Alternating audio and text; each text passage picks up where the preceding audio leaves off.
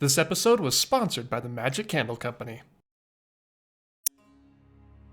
Since the dawn of recorded history, mankind has been on a search for the most efficient way to move goods and to move people. The ancient Mesopotamians invented the wheel, allowing their carts to move around their cities with ease. Tracks left in the ground from the usage of these carts eventually became the first roads. Slap a horse or a donkey on that cart, put it on a road, and you can get a letter from Rome to London in as little as 2.5 months. That was good back then. Upon venturing too far from their homes, ancient humans would come to what we know today as the ocean, and they would invent ships to sail across these oceans and seas, rivers, lakes, streams, ponds. It would be more than 1,000 years until the 15th century when Thomas Savery would invent sort of the first ever steam engine, and from then we've gone from steam-powered locomotives to steam-powered boats to gasoline-powered cars to electric-powered cars to...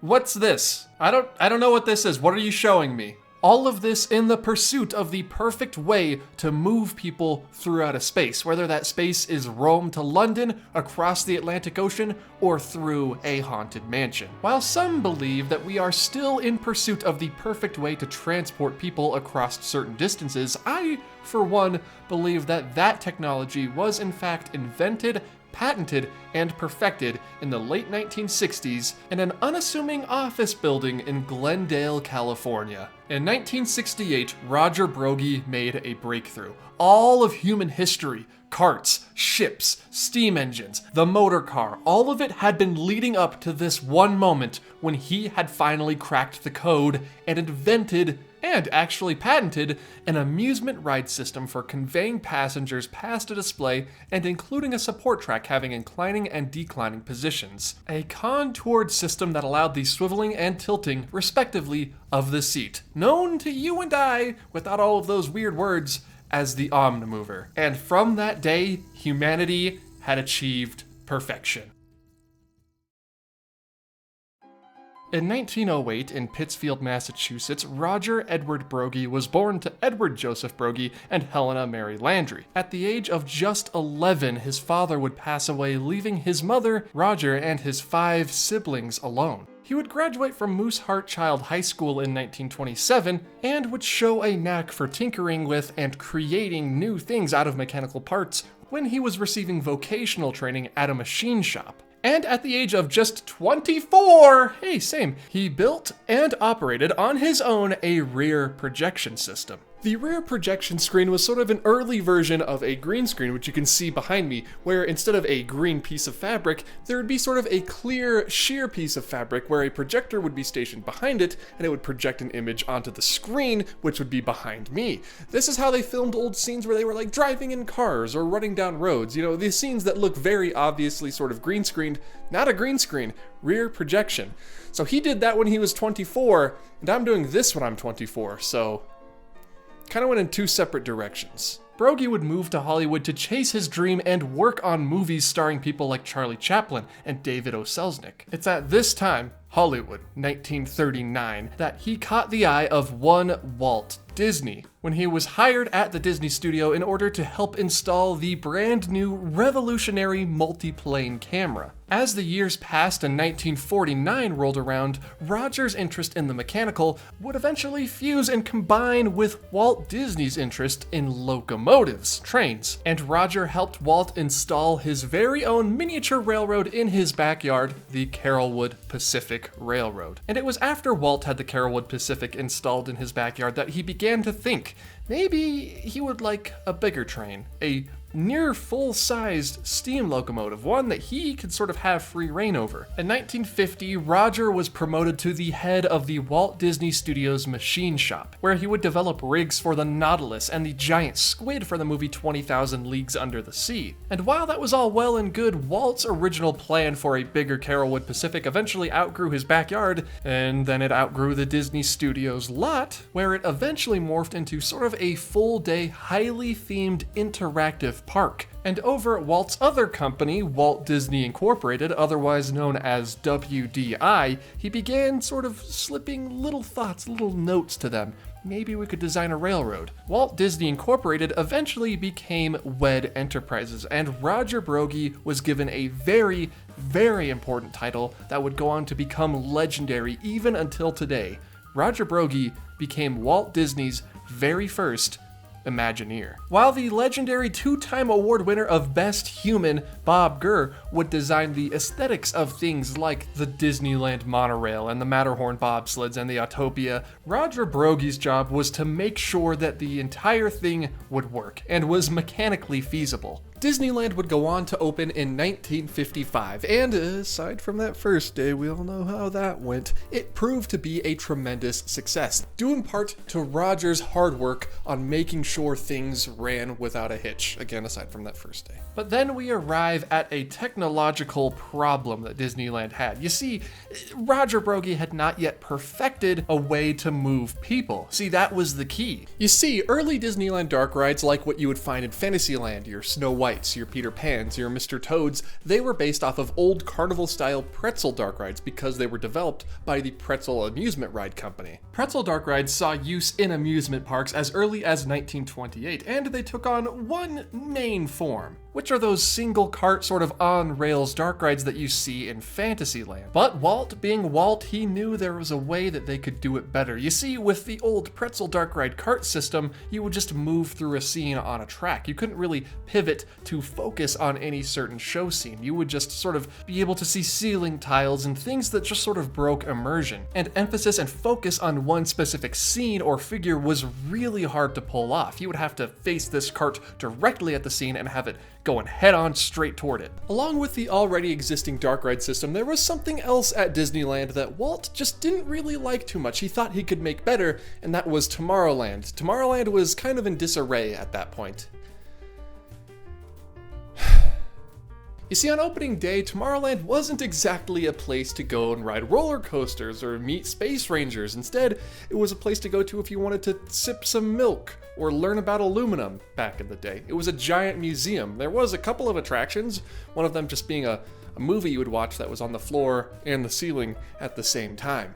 And the flying saucers, ooh, don't get me started on those things. And it was almost immediately after the park opened in 1955 that Walt and WED Enterprises set out to create a more futuristic Tomorrowland, and bits and pieces of it began to show up before Walt Disney's death in 1966, like the submarine voyage or the monorail. Those were the first sort of new steps into this new Tomorrowland. It wasn't until a year after Walt Disney's death that the very first incarnation of New Tomorrowland would open in 1967, featuring attractions like the People Mover, the Carousel of Progress, which was previously featured at the 1964 World's Fair, and a brand new, highly immersive dark ride, something that had never been attempted before, Adventure Through Inner Space. You see, unlike all of the other dark rides at Disneyland, this would not be a single cart-on-track style dark ride. Instead, it would be utilizing a brand new, state-of-the-art ride system with ride vehicles attached to it, created solely for this brand new attraction in Tomorrowland.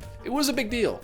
Also known as the Endless Transit System, this brand new ride system would be able to pivot guests and point them towards different important show scenes and sort of guide their attention to a certain area, and also go up and down inclines at a steeper angle than the old cart system would allow. The main goal of this new system was to control line of sight, very much like a movie. And for this new dark ride, back in Glendale at the old WED Enterprises machine shop, Roger Broggie and Brent Brundage would invent what Walt Disney would lovingly dub the Omnimover. And the rest, as they say, is haunted history.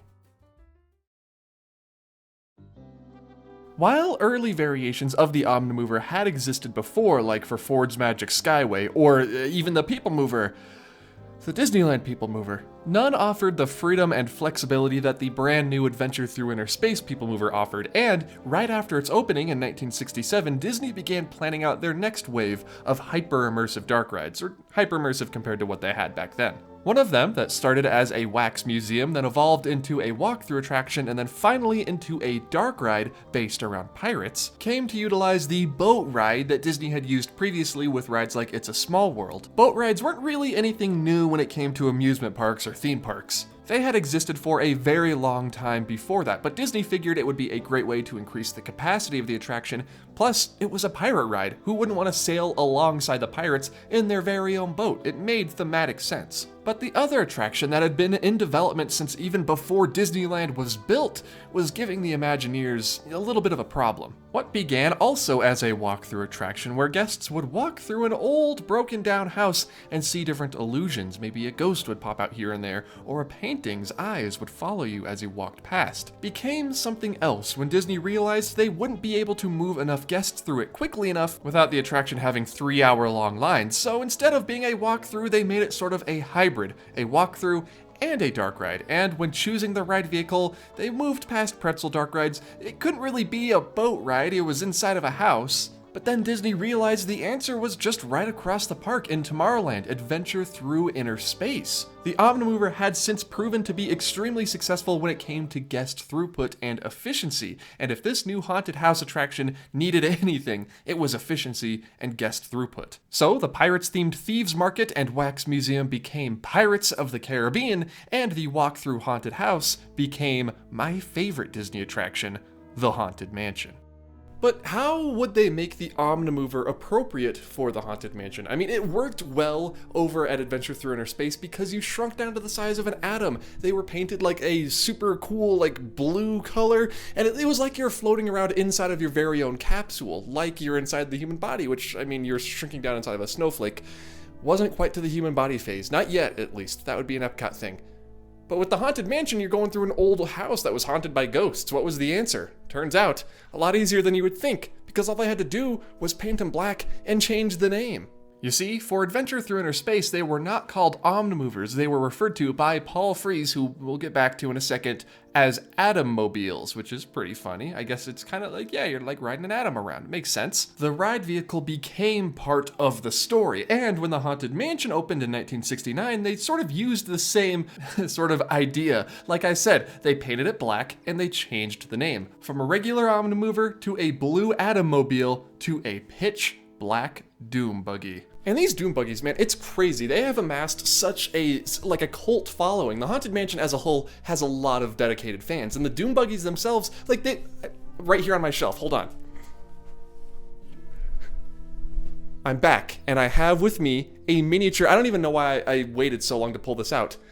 A little tiny Omnimover, a miniature Doom buggy with a safety bar, which I may add is an amazing attention to detail, and like, it's genius. It's genius. Just sell little Omnimovers. Now, if they sold an Adventure Through Inner Space version of this, then we need to be talking, because I would collect them. I have an issue, okay? The Doom buggies fulfilled their purpose, and the brand new e-ticket attractions added to Disneyland's brand new New Orleans Square were both massive successes. Pirates, for being a super cool tubular water ride with pirates through caves with skeletons that were sometimes real and sometimes not, and the Haunted Mansion for, like Pirates of the Caribbean, being full of high-tech audio animatronics, theming, music, and being Disney's first sort of venture out into the horror genre at the parks. Obviously not counting Snow White and Her Adventures because that ride was so scary they had to change the name. And as WED was working on both the Haunted Mansion and the brand new Walt Disney World Resort out in Orlando at the same time, they were sort of making two copies of it, one for Disneyland and one for Walt Disney World. Orlando's, though, being a bit bigger, a bit longer, but still retaining that same classic Omnimover Doom buggy ride vehicle. It wouldn't be the Haunted Mansion without the Doom buggies. The important thing isn't how long your Haunted Mansion is, it's what Walt Disney Imagineering can do with it. But here's the shocking thing. To me, the thing that kind of surprises me is that after the Haunted Mansion, Disney was really sort of choosy about what attractions would feature a people mover. Like, yeah, the Haunted Mansion and Adventure Through Inner Space, that was sort of like the future of dark rides.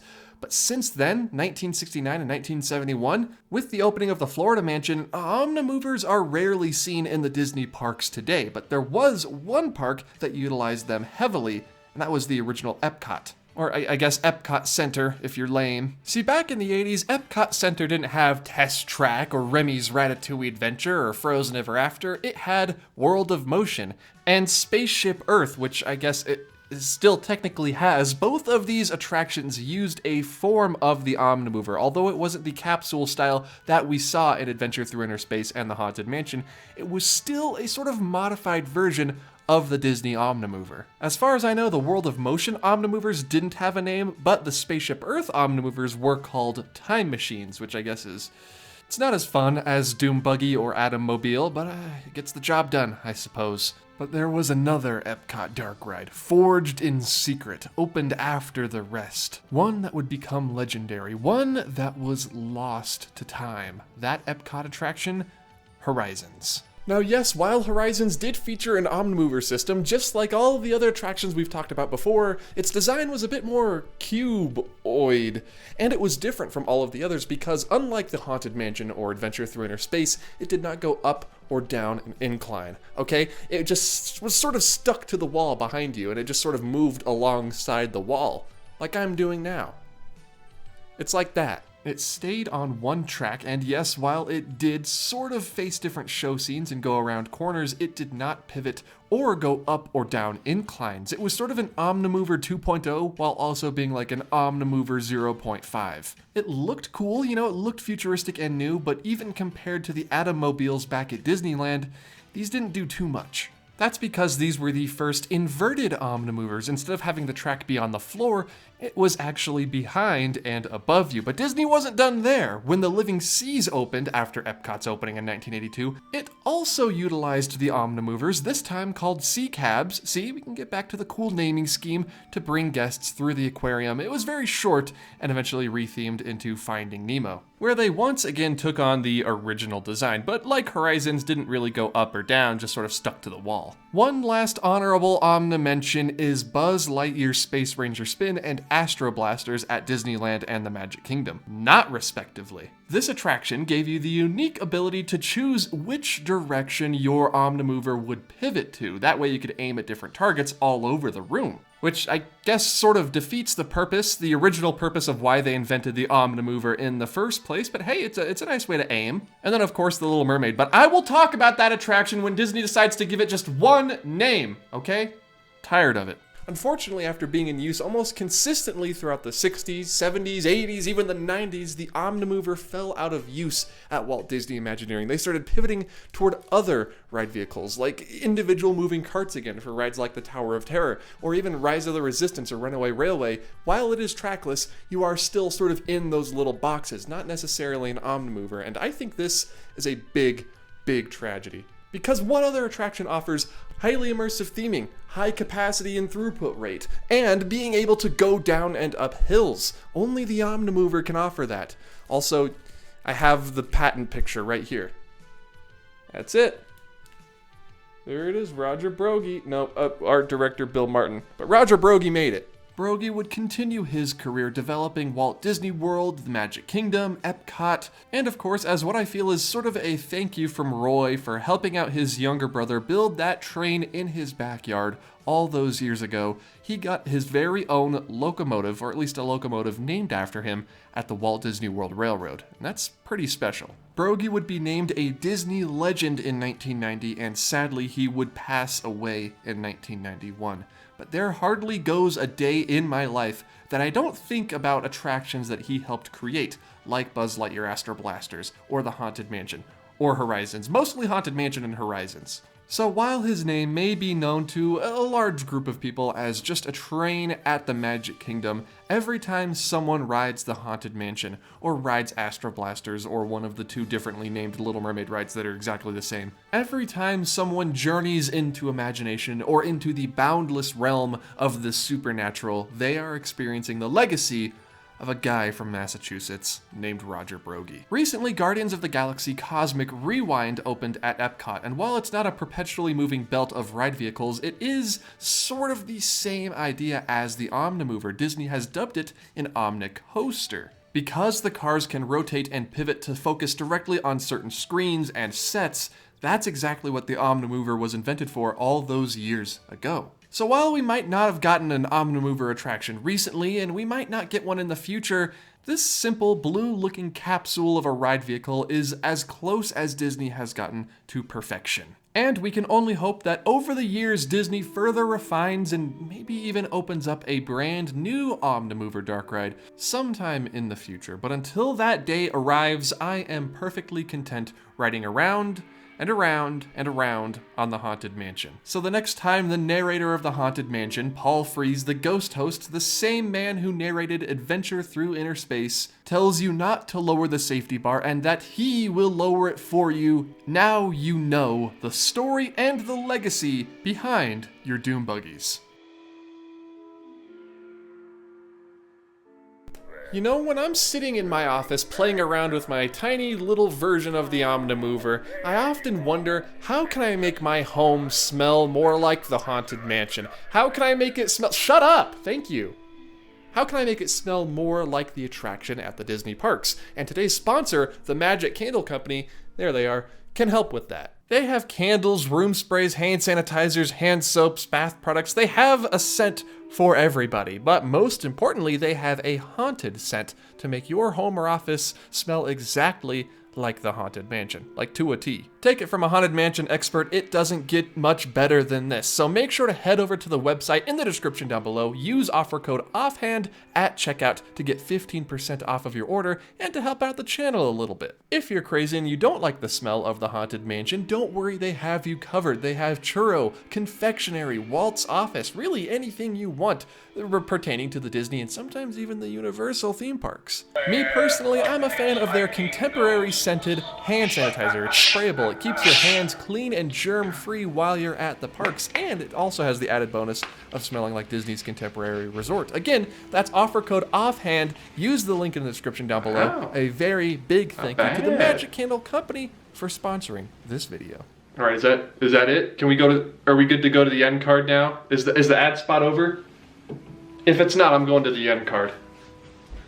Look everyone, I made it to the end card. Thank you all so much for watching this video. I hope you enjoyed watching it as much as I enjoyed making it. More of a sort of a documentary style video. I sort of going back to my old roots, but trying to make it better. If you enjoyed this video, it'd be lovely. It would help me out a lot if you hit the like button. And if you're new around here, want more videos like this, or if you haven't already, please hit the subscribe button. It lets YouTube know that you enjoyed this video. Also lets me know that you enjoyed this video.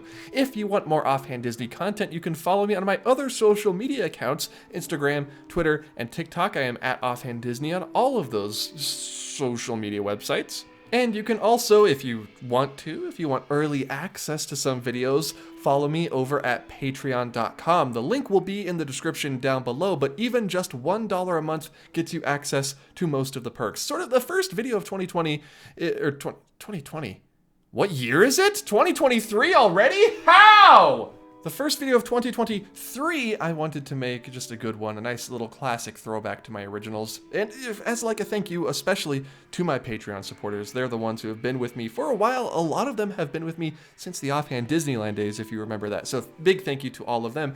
And also be sure to check out the Foolish Mortals podcast I do with my friend and good friend and co-host, Disney Dan. That will also be linked in the description down below. But that about wraps it up, everybody. Thank you all so much for watching this video about the history of Omnimovers. I don't think I called them people movers. I think I may have done that once or twice in the videos. If I did, I apologize. But thank you for watching, and I will see you all in the next video.